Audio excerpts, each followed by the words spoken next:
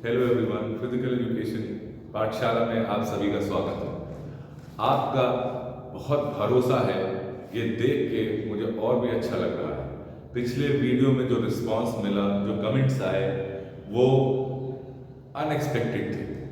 अब physical education में 70 out of 70 score करने के लिए मैं अपने बच्चों को कैसे गाइड करूँ, ये टोटली मेरी जिम्मेदारी है। तो अपनी जिम्मेदारी को आगे बढ़ाते हुए आज मैं लाया मास्टर क्लास सीरीज का पहला एपिसोड। इसमें मैं कोशिश ये करूंगा कि जो फर्स्ट टू 10 चैप्टर्स हैं फिजिकल एजुकेशन में सीबीएसई के बच्चों का, उनको बेहतर लैंग्वेज में कीवर्ड्स का इस्तेमाल करते हुए पूरे चैप्टर्स को रिवाइज करवा सकूं। इसके लिए आज से हम शुरू करते हैं मास्टर क्लास, जो कि फोकस्ड रहेगा पर्टिकुलर चैप्टर्स पे, उनके कुछ इंपॉर्टेंट टॉपिक्स पे और कुछ PYQs, MCQs के ऊपर, डायग्राम बेस्ड क्वेश्चन के ऊपर, जिससे बच्चों को 70 आउट ऑफ 70 स्कोर करने में मदद मिल सके। आज फर्स्ट चैप्टर से हम शुरुआत करते हैं, तो आइए देखते हैं फर्स्ट चैप्टर। फर्स्ट चैप्टर का नाम है मैनेजमेंट ऑफ स्पोर्टिंग इवेंट्स। तो यहाँ पे जितने भी स्पोर्टिंग इवेंट्स हैं, उनको कैसे कंडक्ट करवाया जाए एक स्मूथ एंड एफिशिएंट वे में, जिससे मिनिमम चांसेस ऑफ एरर्स हो सके और वो टूर्नामेंट या वो इवेंट जिसको भी कंडक्ट करवाना है या ऑर्गेनाइज करवाना है, एक सक्सेसफुल इवेंट में कन्वर्ट हो पाए। इसके लिए क्या मेथड्स हैं, उसी के बारे में ये चैप्टर है। तो फर्स्ट टॉपिक है मैनेजमेंट ऑफ स्पोर्टिंग इवेंट का, मैनेजिंग ऑफ एनी टूर्नामेंट और ऑर्गेनाइजिंग एनी टूर्नामेंट और इवेंट। तो बच्चों, आप अगर अपने घर से भी सीखना चाहें तो इसे सीख सकते हैं। जैसे आपकी या आपके छोटे भाई बहन की बर्थडे पार्टी या कोई भी फंक्शन आपके घर में होता है, तो आपके पेरेंट्स या आपके एल्डर वंस जो है, ये कुछ इन्हीं पॉइंट्स का इस्तेमाल करते हैं। हालांकि फॉन्ट यहाँ पे बहुत शॉर्ट है, ठीक है।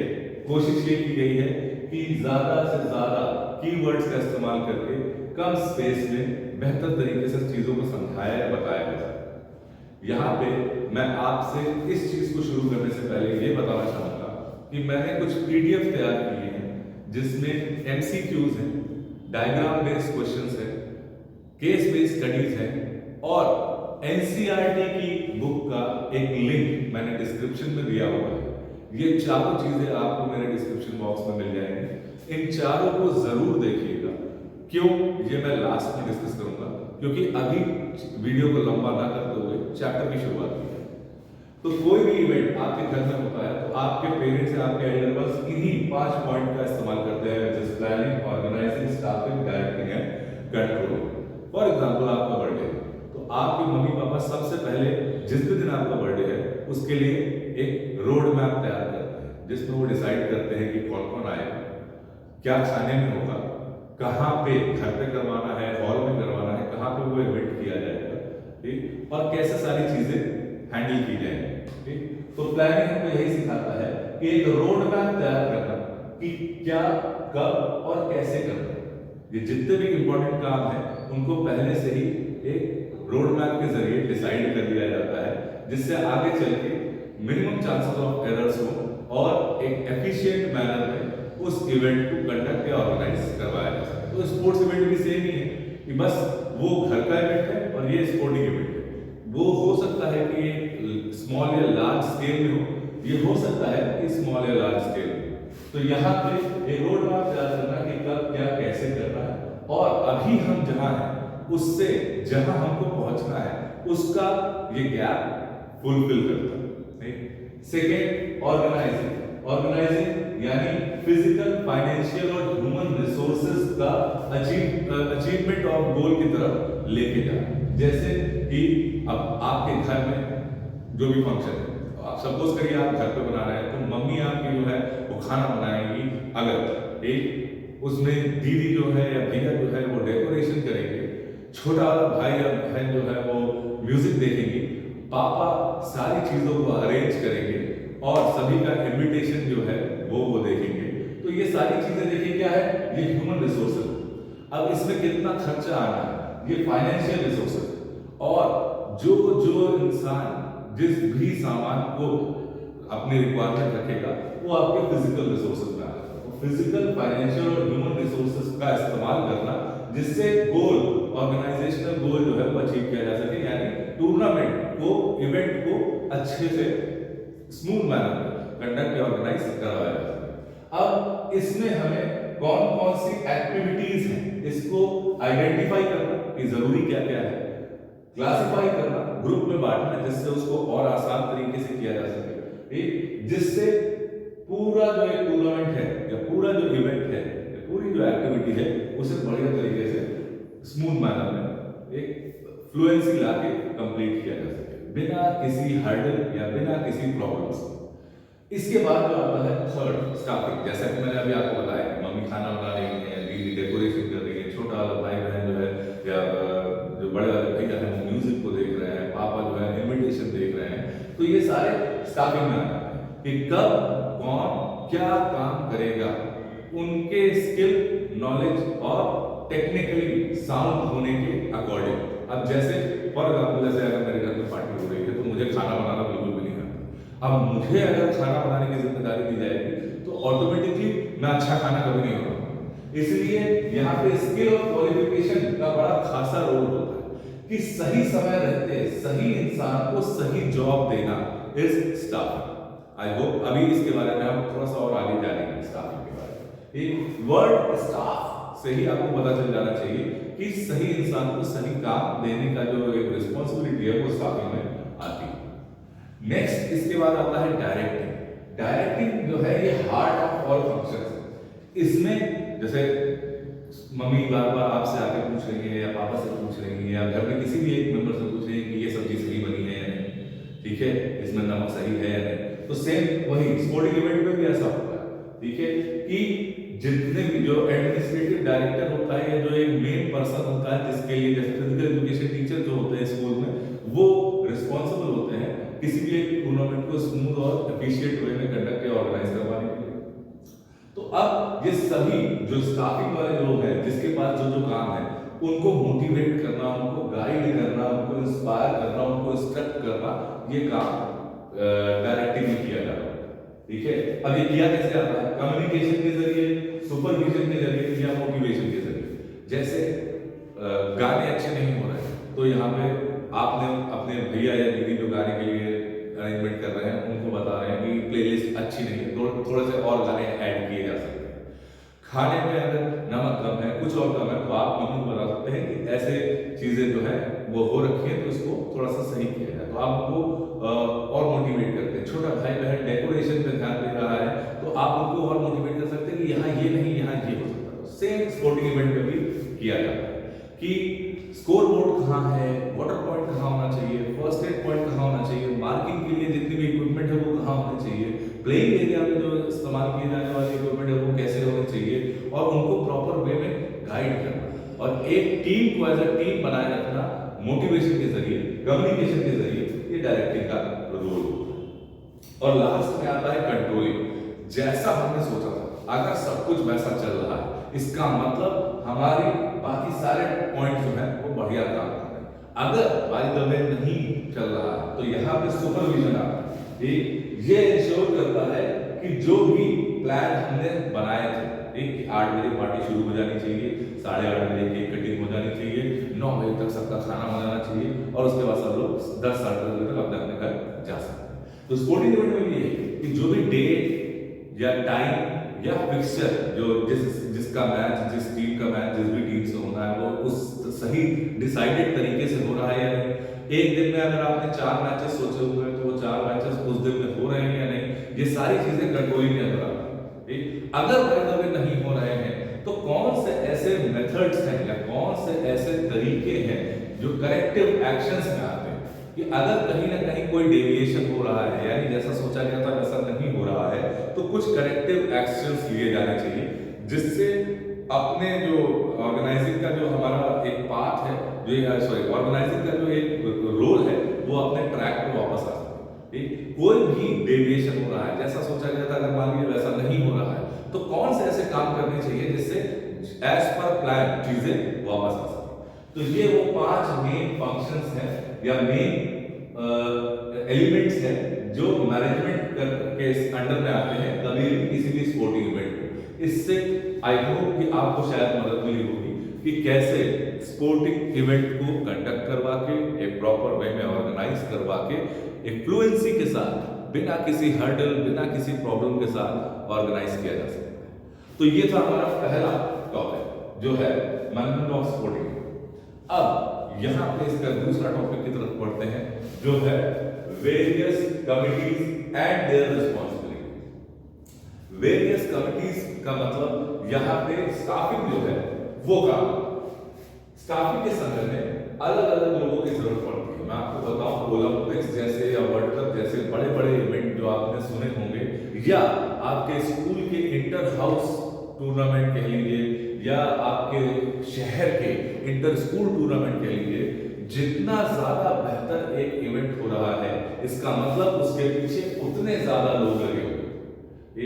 अब यही वो कमिटीज होती हैं जो रिस्पॉन्सिबिलिटी लेती हैं किसी भी टूर्नामेंट को एक स्मूथ और एफिशिएंट वे में कंडक्ट करवाने के लिए। तो पहला हमने टॉपिक कंप्लीट किया कि मैनेजमेंट कैसे करना है। अब दूसरा, ये कमिटीज कैसे फॉर्म होती है और इनका क्या रोल होता है। मैं आपको बताऊं, आपके लिए हो सकता है कि शायद इसमें से 3 नंबर का सवाल आ जाए या हो सकता है 5 नंबर का सवाल आ जाए, नहीं 1 नंबर का सवाल आ सकता है। तो आप इसे इस तरीके से एक्सप्लेन कर सकते हैं जिससे आपको बेहतर, अगर 5 नंबर का सवाल आ रहा है 5 पॉइंट आपको एक्सप्लेन करने हैं, 3 नंबर का सवाल आ रहा है तो 1 लाइन में कोशिश करिएगा कि सबको एक्सप्लेन कर पाए। अगर 1 नंबर का सवाल आ रहा है तो वर्ड लिमिट्स का जरूर ध्यान दीजिएगा, ठीक है। 1 नंबर के सवाल के लिए 3 या 2 पॉइंट मैक्सिमम हो जाते हैं जिसकी वजह से आप उसे सिक्योर कर ले जाएंगे। हालांकि 1 नंबर में बहुत रेयर है कि आपसे ये पूछा जाए, ठीक, लेकिन 2, 3 या 5 मार्क्स में अगर ये आते हैं तो वर्ड लिमिट का ध्यान रखते हुए इसे आपको करना है, ठीक है। Same goes with various committees, क्योंकि देखिए ऑर्गेनाइज करने में बहुत सारी कमिटीज लग सकती हैं, ठीक है। जितने काम उसके लिए आप उतनी कमिटी बना सकते हैं। तो उसकी कमिटीज को ध्यान में रखते हुए आप कैसे उस किसको वहां पे अपॉइंट करेंगे ये बहुत ज्यादा जरूरी हो जाता है। अब शुरुआत करते हैं कि कमिटीज कैसे फॉर्म होती है और उनकी रिस्पॉन्सिबिलिटीज क्या क्या होती है। तो सबसे पहले जो हेड होता है वो होता है एडमिनिस्ट्रेटिव डायरेक्टर। ये वो होल सोल रिस्पॉन्सिबल पर्सन होता है किसी भी इवेंट को फुली एक स्मूथ मैनर में ऑर्गेनाइज करने के लिए। इनके अंडर एग्जीक्यूटिव कमिटी आती है, ठीक।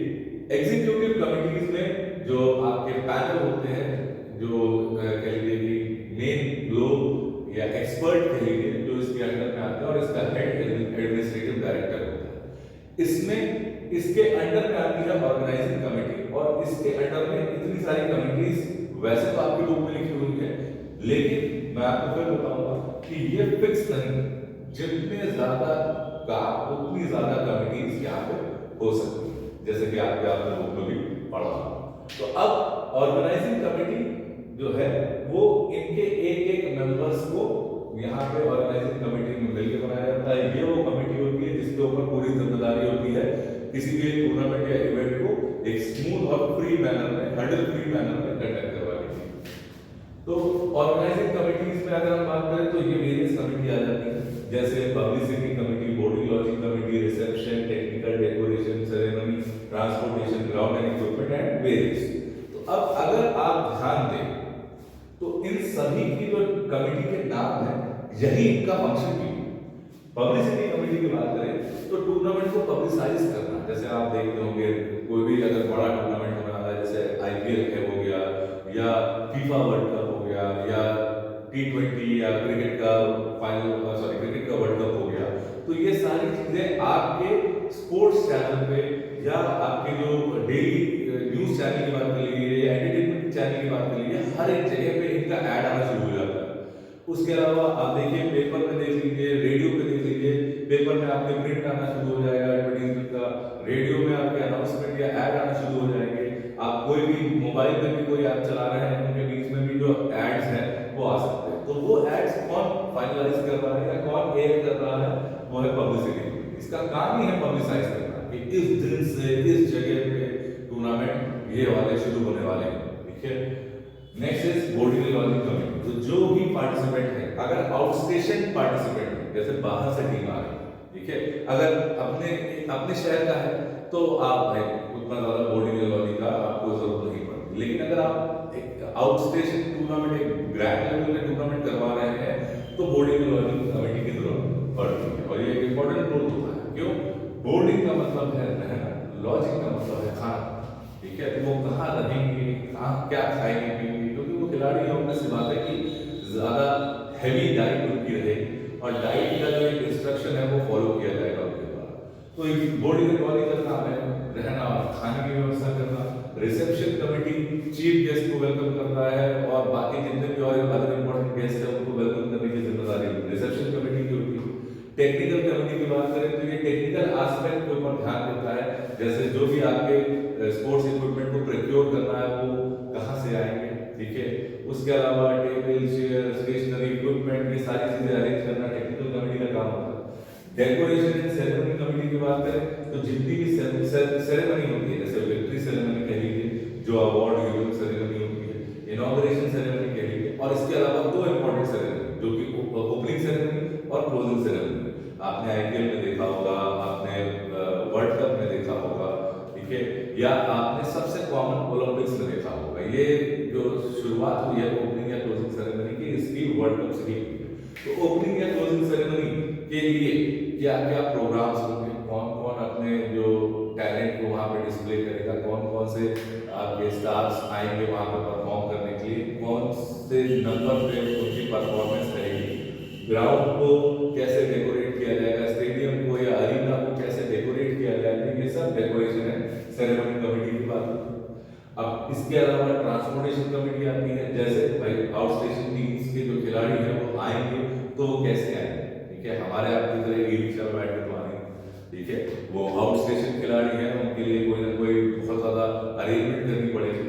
अब इसमें डिपेंड करता है ट्रांसपोर्टेशन कमेटी जो है वो किस लेवल का टूर्नामेंट हो रहा है। भाई बहुत छोटे लेवल का है तो हो सकता है स्टेशन के बस स्टैंड से आपको अपने ग्राउंड या जो भी इवेंट का जो वेन्यू है वहां तक ले आके ले जा सके या ड्रॉप कर सके। ठीक, बड़े लेवल का है तो जैसे आप भाई अगेन आईपीएल की बात कर लीजिए, क्योंकि भाई इंडिया में क्रिकेट बहुत ज्यादा फेमस है, इस वजह से हम उसको एग्जांपल लेके चलते हैं जिससे ज्यादा से ज्यादा लोग उसे समझ सके, ठीक है? तो ट्रांसपोर्टेशन में अगर आप आईपीएल देख लीजिए, आईपीएल में भाई लखनऊ है, दिल्ली है, राजस्थान है या मुंबई है, तो इसमें ऐसे तमाम टीमें हैं। अब आप देखते होंगे कि एक टीम अपने होम ग्राउंड में अपना मैच खेलती है और दूसरे ग्राउंड में भी जाती है। तो जब वो दूसरे ग्राउंड में जा रही होती है या होम ग्राउंड में भी आ रही होती है तो होटल से ग्राउंड तक, ग्राउंड से होटल तक, या होटल से एयरपोर्ट तक, एयरपोर्ट से होटल तक कैसे आएंगी, उनके लिए ट्रांसपोर्टेशन फैसिलिटी ये अरेंज करती है। ग्राउंड एंड इक्विपमेंट कमेटी तो जिस भी ग्राउंड पे, जिस भी ट्रैक पे या कोर्ट पे मैचेस होने हैं उसको ये प्रिपेयर करती है कि कोई भी हर्डल ना हो, स्मूथ और क्लीन ग्राउंड हो, एक मार्किंग बढ़िया से हो, और जो भी इक्विपमेंट इस्तेमाल किए जाने हैं उसको अरेंज करना ग्राउंड एंड इक्विपमेंट कमेटी का काम है। एंट्रीज एंड प्रोग्राम कमेटी की जो भी टीमें आने वाली हैं, जो भी एथलीट आने वाले हैं, उनकी एंट्री करना, उनको पहले ही फॉर्म्स भेजना, उसके बाद उनके वेरिफिकेशन, डेटा वेरिफिकेशन के लिए ये entries and program committee responsible होती है। कबड्डी बोर्ड ऑफिशियल्स का काम होता है कि कौन से ऑफिशियल जैसे रेफरी, जजेस, लाइनमैन, स्कोरर, ये कौन से मैच में कौन रेफरी होगा, कौन जज होगा, कौन अंपायर होगा, कौन स्कोरर होगा, ठीक, ये सारी चीजें कमेटी बोर्ड ऑफिशियल्स करती है। कौन कौन से ऑफिशियल्स को कब आ जाना है, कहाँ कहाँ के मैचेस इनको कंडक्ट करवाने हैं। जैसे अगर फॉर एग्जांपल आप एक लोकल टूर्नामेंट करवा रहे हैं जिसमें एग्जांपल के तौर पर हम लेते हैं कि 4 कोर्ट है, तो चारों कोर्ट में जब मैचेस चल रहे होंगे तो चारों कोर्ट में जैसे for example match number 1 2 3 4, court number 1 2 3 4 पे चल रहे हैं, तो मैच नंबर 1 में कौन अंपायर या रेफरी होगा, कौन स्कोरर होगा, कौन लाइनमैन होगा, सेम गोज विद 2 3 4, ऐसे ये डिसाइड करना कबड्डी बोर्ड ऑफिशियल्स का काम है। अनाउंसमेंट कमेटी, मेरे ख्याल से शायद आपको उसको बताना पड़ता है कि अनाउंसमेंट करना, इंपॉर्टेंट नेसेसरी अनाउंसमेंट, जैसे स्कोर हो गया या लाइव कमेंट्री हो गई, या उससे भी और ज्यादा, जैसे अगर हम लोकल टूर्नामेंट की बात करें तो इसकी चाबी खो गई है, इनका बच्चा हमारे पास आ गया है, तो कृपया अनाउंसमेंट कमेटी में आ जाए, तो ये सारी चीजें अनाउंसमेंट कमेटी का काम होता है। तो नेसेसरी अनाउंसमेंट करना जो है ये, या अगला मैच कौन सा है, कौन प्लेयर ऑफ द टूर्नामेंट गया, किसने वो मैच जीता, किस मैच के बाद कौन सी टीम को रेडी रहना, ये सारी अनाउंसमेंट कमेटी की रिस्पांसिबिलिटी है। Next is first aid committee, तो इंजर्ड या वुंडेड एथलीट या स्पोर्ट्स पर्सन को फर्स्ट एड प्रोवाइड करना और सारे अरेंजमेंट फर्स्ट एड के करके रखना फर्स्ट एड कमेटी का काम होता है। नेक्स्ट इज फाइनेंस कमेटी, सबसे इंपॉर्टेंट कमेटी है। अगर आपके पास बजट यानी इनकम और एक्सपेंडिचर के सोर्सेस नहीं होंगे तो ऑटोमेटिकली ये टूर्नामेंट या इतनी सारी कमेटीज अपना काम नहीं कर पाएंगे, क्योंकि फाइनेंस कमेटी का काम क्या है, प्रॉपर एक बजट तैयार करना कि कितना खर्चा आने वाला है और इनकम के सोर्सेस हमारे क्या रहेंगे, जैसे स्पॉन्सर्स हैं या कह लीजिए कि एड्स हैं, या ऐसे और भी जितने भी लोग, या टिकट सेल आउट है, ये सारी चीजें जो है, या मर्चेंडाइज है, ये सारी चीजें सेल आउट करके कितना इनकम होगा और इस पूरे टूर्नामेंट या इवेंट को ऑर्गेनाइज करने में कितना एक्सपेंडिचर होगा, ये फाइनेंस कमेटी डिसाइड करेगी। और लास्ट में एंटरटेनमेंट एंड रिफ्रेशमेंट कमेटी है। ये जो भी एंटरटेनमेंट प्रोग्राम्स होने हैं या रिफ्रेशमेंट जो भी अरेंज करना है ऑफिशियल्स, प्लेयर्स या चीफ गेस्ट के लिए, वो ये काम करती है। ठीक है, तो ये कुछ ऐसी कमेटीज हैं जो बड़ी कॉमन है, आपको हर जगह मिल जाएगी। इसके अलावा अगर आपके दिमाग में भी कोई और काम ऐसा आता है जो इम्पोर्टेंट होता है, आप उसकी भी कमेटी लिख सकते हैं। ठीक है, ये ऐसे हार्ड एंड फास्ट रूल नहीं है कि आपको ये कमेटी दी हुई है तो यही कमेटीज लिखनी है। हाँ, ये सबसे कॉमन कमेटीज और इम्पोर्टेंट कमेटीज हैं, इनको आप याद कर सकते हैं, लिख सकते हैं। आपकी बुक में पूरी तरीके से एक्सप्लेन है, वरना जो एनसीईआरटी की बुक मैं आपको पीडीएफ भेजूंगा, उसमें आपको बड़े आसानी से मिल जाएगा। ठीक है, ये था हमारा सेकंड टॉपिक। अब इसी से रिलेटेड हमारा थर्ड टॉपिक आ रहा है, जो कि है pre, during and post tournament responsibility.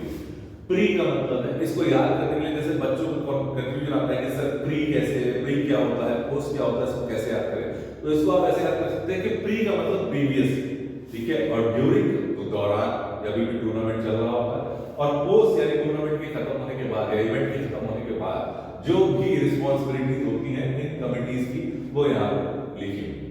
By the way, अगर ये 3 मार्क्स का क्वेश्चन आ जाता है कि एक्सप्लेन रिसेप्शन कमेटी, तो इसमें आप रिसेप्शन कमेटी को एक्सप्लेन करने के अलावा जो प्री, ड्यूरिंग और पोस्ट है, वर्ड लिमिट को ध्यान में रखते हुए आप 1 या 2 रिस्पांसिबिलिटीज बता सकते हैं।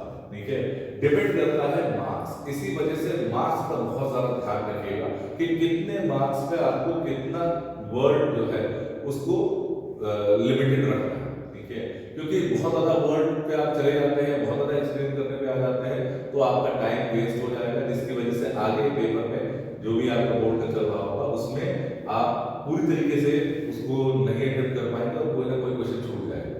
तो इस वजह से टाइम मैनेजमेंट बहुत ज्यादा जरूरी होता है। ठीक है, इसलिए वर्ड लिमिट का खासा ध्यान रखिएगा और प्रैक्टिस लिख के जरूर करिए।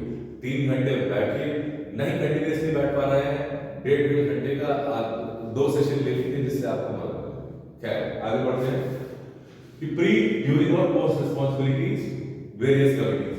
तो प्री का मतलब पहले, किसी भी इवेंट या टूर्नामेंट को पहले होने से, मतलब शुरुआत होने से पहले आपको कौन कौन सी ऐसी रिस्पांसिबिलिटीज हैं जो फुलफिल करने की होती है, जिसकी वजह से जो इवेंट का जो स्टार्ट है वो अच्छा हो सकता है। पहला कि to prepare the budget with authority, जैसा कि मैंने फाइनेंस कमेटी को एक्सप्लेन करते हुए कहा था कि अगर आपके पास बजट नहीं होगा तो ऑटोमेटिकली आप कभी भी कोई इवेंट को लार्ज स्केल पे नहीं कर पाएंगे। इसलिए बजट का खासा ख्याल रखा जाता है, कितनी चीजों पे कितना खर्चा होने वाला है, इसको प्रॉपरली एक फाइल या रिकॉर्ड करना बहुत ज्यादा जरूरी है, और खास करके अथॉरिटीज के साथ, क्योंकि पैसा जो भी लगा रहा है या जो भी इन्वेस्ट कर रहा है ये बहुत लिमिटेड हो सकता है। इस वजह से कितनी चीजों पे कितना खर्चा आएगा, किसी जितनी भी अरेंजमेंट आप करने वाले हैं उसका एक बजट जरूर तैयार कर लेना होगा, जिससे आपको एक आइडिया मिल जाता है कि आगे चल के कितने ज्यादा खर्चे होने वाले हैं और कहां कहां आपको पैसे खर्च करने पड़ेंगे, यानी एक्सपेंडिचर आपका क्या क्या और किन किन चीजों पे होने वाला है। सेकेंड, टू प्रिपेयर शेड्यूल और प्रोग्राम।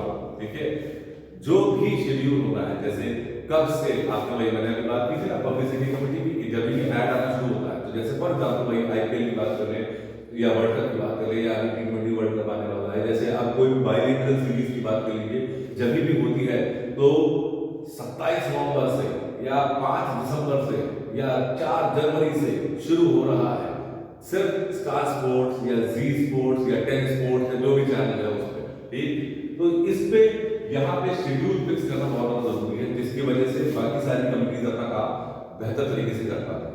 जैसे आपका डेट्स हो गए कि कब से शुरू हो रहा है, कब तक चलेंगे, कितने दिन से कितने दिन तक। ठीक, आपने ज्यादातर जो भी आपके स्पोर्ट्स कैटेगरी के चैनल्स हैं उस पे आपने देखा होगा कि साल भर का वो दिखाना शुरू करते हैं। तो बने रहिए इसी चैनल पे और देखते रहिए स्पोर्ट्स को, फॉलो करते रहिए अपने जो आपके जो फेवरेट स्पोर्ट्स है उनको इसी चैनल पे। ठीक, तो वो कैसे कर पा रहे थे? क्योंकि ऑलरेडी डेट्स रेडी होती है। उसके अलावा आप जब भी कोई टूर्नामेंट, बड़ा टूर्नामेंट शुरू होने वाला होता है तो उस पर वेन्यू डिसाइड करता है। आपके लोकल शहर में भी अगर कोई टूर्नामेंट है तो उसका बैनर आप देखेंगे तो इस जगह, जैसे इस ग्राउंड में या इस स्टेडियम में या इस अरीना में या इस कॉम्प्लेक्स में इस डेट से लेके इस डेट तक टूर्नामेंट होने वाला है। ठीक है, जैसे आप कोई भी शहर उठा के देख लीजिए, आप लखनऊ देख लीजिए, आप दिल्ली देख लीजिए, कोलकाता देख लीजिए, कोई भी इवेंट उठा के देख लीजिए, उससे रिलेटेड जो भी टूर्नामेंट होने वाला है उसका बैनर बन जाता है, अनाउंसमेंट होने लग जाती है इस डेट से इस वेन्यू तक। तो वो कैसे हो पाता है? जब आप पहले से ही डेट और वेन्यू डिसाइड करके रखते हैं। नेक्स्ट, कि to prepare sports ground, track and equipments in order, कि आपको पहले ही ग्राउंड को ट्रैक को, जहाँ पे भी कोई इवेंट होने वाले हैं, जैसे अगर ग्राउंड पे होने वाले हैं तो ग्राउंड कोर्ट है, जैसे basketball, tennis court, volleyball court, ठीक, जो भी है उसमें आपको उसके कोर्ट को, ट्रैक इवेंट है, फील्ड एंड ट्रैक इवेंट है, ठीक, तो उसमें आपको भाई जितने भी ट्रैक्स है, जो भी फील्ड है उसको प्रॉपरली एकदम मैनेज कर देना होता है, एकदम मेंटेन कर देना होता है। और जो भी इक्विपमेंट्स उस इवेंट में इस्तेमाल होने वाले होते हैं उसको ऑलरेडी प्रिपेयर करके अरेंज कर देना होता है, जिसकी वजह से जब वो टूर्नामेंट शुरू होने वाला होता है तब हमको उसको नहीं खोलना होता। Next is to form various committees, ये सारी कमिटीज फॉर्म हो जाती हैं, जिससे उन सभी को अपना काम पता होता है और समय रहते वो अपना काम शुरू कर देते हैं। फिर to make arrangement regarding lodging and logic, जैसा हमने बात की थी कि अगर कोई out station sports person, athlete या टीम्स को आप इनवाइट कर रहे हैं तो वो कहाँ रहेंगे, क्या खाएंगे, ठीक, क्योंकि उनका 4 टाइम का डाइट हो सकता है वो, या एक पर्टिकुलर डाइट प्लान हो सकता है, तो उसको फॉलो करना, उसको कौन बना रहा है, वो रह कहाँ रहे हैं, उनकी बेडिंग हो गई या और भी नेसेसरी चीजें जो हो गई जहाँ पे वो रह रहे होंगे, वो सारी चीजें अरेंज करना, वो बोर्डिंग एंड लॉजिंग पहले से ही हमें करके रखना। और फिर to arrange prize and award और प्राइज अवार्ड एंड सर्टिफिकेट, आपने देखा होगा कोई भी टूर्नामेंट शुरू होता है तो सबसे पहले उस गेम का जो एक लेजेंडरी प्लेयर होता है वो उस ट्रॉफी को ग्राउंड पे लेके आ रहा होता है। दोनों टीमें जो है नेशनल एंथम जो भी गा रही होती हैं वो उस ट्रॉफी को बीच में रख के, दोनों टीमें उसके अगल बगल रहती है, तो वो दोनों टीमें जो अगल बगल रहती है तो वहां पे ट्रॉफी पहले से ही आ रखी होती है, ट्रॉफी लास्ट में डिस्क्लोज की जाती है, उस खूबसूरत ट्रॉफी को पहले से ही खरीद के रखा जाता है। तो अवार्ड हो गया, रिवॉर्ड हो गया, सर्टिफिकेट्स हो गए, ये सब पहले से ही अरेंज करके रखना होता है ताकि जैसे ही टूर्नामेंट खत्म हो ये डिस्ट्रीब्यूट किया जाता है। अभी इसके बारे में बात करेंगे।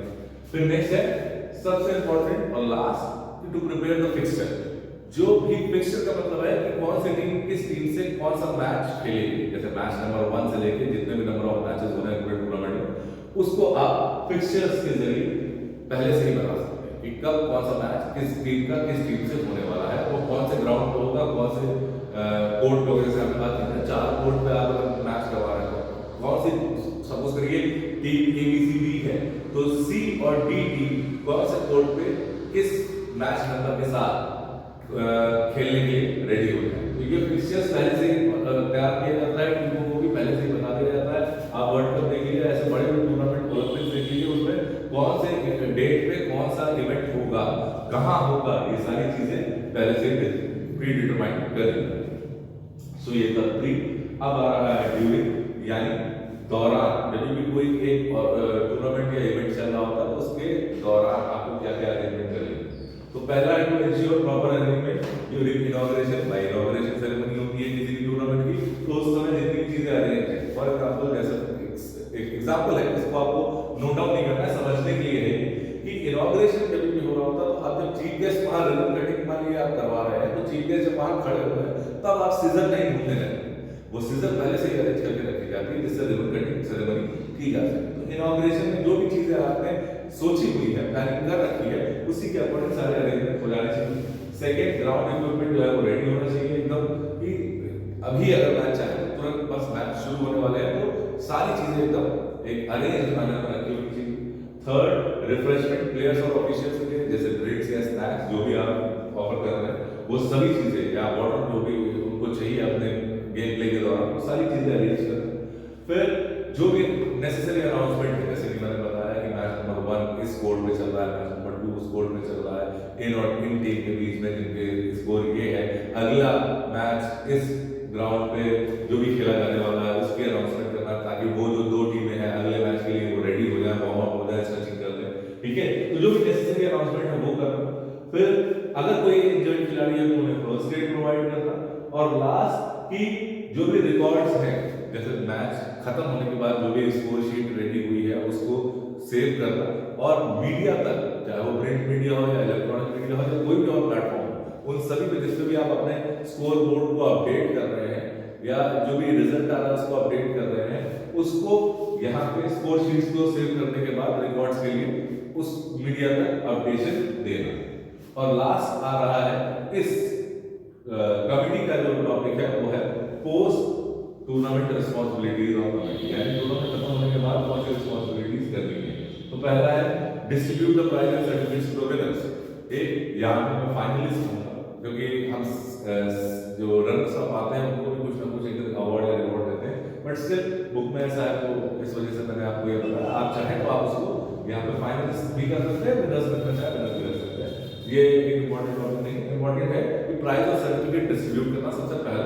सेकेंड है सिक्योरिटी रिफंड डिपार्टिंग टीम को देना। भाई जब भी कोई टीम आती है बहुत बड़े लेवल का अगर टूर्नामेंट नहीं है, तो जैसे सीबीएसई क्लस्टर्स की बात करिए या कोई भी और ऐसे जो इवेंट्स हैं जो करवाए जाते हैं, उसमें जो आउटस्टेशन टीम आती है उनको एक सिक्योरिटी अमाउंट डिपॉजिट करना होता है, ताकि इन कंपनीज ने जो भी अरेंजमेंट की है अगर उसको किसी भी तरीके का डैमेज होता है तो भाई वो सिक्योरिटी अमाउंट से काट लिया। तो जब आती है टीम में तो ये सिक्योरिटी अमाउंट लिया जाता है, जब जा रही होती है यानी डिपार्ट कर रही होती है, चाहे जीत के चाहे हार के, उनका सिक्योरिटी अमाउंट रिफंड करना होता है। Third, detail result print media और इलेक्ट्रॉनिक मीडिया में देना। फोर्थ, सारे रिकॉर्ड्स को कलेक्ट करना, जिससे आगे आने वाले टूर्नामेंट में आप देखिए, कभी भी आप इंटरनेशनल मैचेस देखते होंगे तो उसमें आप देखते होंगे ये प्लेयर है, इन्होंने नंबर ऑफ मैचेस खेले हैं, इतने नंबर ऑफ गोल्स किए हैं, इतने नंबर ऑफ रन्स किए, इनका स्ट्राइक रेट, इनका इकोनॉमी रेट, बॉलर्स अगर आप देखिए तो विकेट कितने लिए हुए हैं, इतने मैचेस में इन्होंने या इतनी इनिंग्स में इन्होंने लिए हुए हैं, 5 विकेट हॉल जो है वो कितने मैचेस में किया हुआ है। तो ये सारे रिकॉर्ड जो है ये कलेक्ट करके रखा जाता है, तभी आगे आने वाले टूर्नामेंट में उस खिलाड़ी का परफॉर्मेंस या जो लेवल है वो चेक कैसे इसी तरीके से किया जाता है। फिर ऑफिशियल्स जो भी अंपायर्स, रेफरी, जजेस, स्कोरमैन, लाइनमैन आपने बुलाए थे वो सभी को पेमेंट देना, और फिर नेक्स्ट कि चीफ गेस्ट जो आपके आए हुए थे उनको भी एक रिटर्न गिफ्ट या मोमेंटोस देना, जो कि एक उनका रिस्पेक्ट या आप कह लीजिए कि टोकन ऑफ लव होता है जो आप उनको देते हैं। फिर लास्ट जो है कि टू प्रिपेयर रिपोर्ट, जो भी एक्सपेंडिचर हुआ है टूर्नामेंट का, जो हमने बजट तैयार किया था और जो भी हमारा एक्सपेंडिचर हुआ है उसकी एक रिपोर्ट तैयार करना, जिससे जितना भी एक्सपेंडिचर जहां जहां भी हुआ है, वो स्पोर्ट्स के इक्विपमेंट में हुआ है, वो स्कोरिंग शीट के लिए हुआ है, वो स्कोर बोर्ड के लिए हुआ है, वो सिटिंग अरेंजमेंट के लिए हुआ है, किसी भी चीज के लिए हुआ है, जहां जहां एक्सपेंडिचर हुआ है उसकी एक डिटेल रिपोर्ट तैयार करना, जिससे ये जाना जा सके कि कितना खर्चा ओवरऑल इवेंट के खत्म होने पर हुआ। सो एवरीवन, ये था चैप्टर फर्स्ट का पार्ट ए। पार्ट बी में फिक्सचर्स और types of tournament, part C में इंट्रामुरल, एक्स्ट्रामुरल और कम्युनिटी स्पोर्ट्स के बारे में जानेंगे।